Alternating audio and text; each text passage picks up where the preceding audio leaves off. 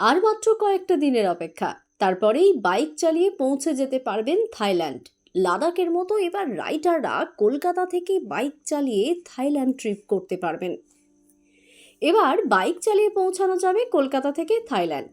Bharat, Myanmar এবং থাইল্যান্ডের মধ্যে ত্রিপক্ষীয় প্রকল্পের মাধ্যমে তৈরি হচ্ছে বিশাল এক সড়কপথ।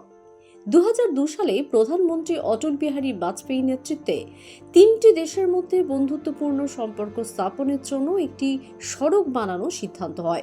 ব্যাংকক, ইয়াঙ্গুন, মান্দালয় এবং কলকাতার মতো গুরুত্বপূর্ণ শহরগুলিতে বাইক চালিয়ে পৌঁছানো যাবে।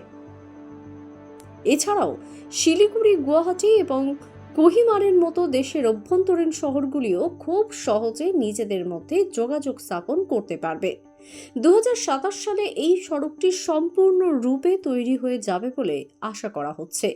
তাহলে আর কি, এবার নিজের বাইক নিয়েই ঘুরে আসতে পারবেন থাইল্যান্ড।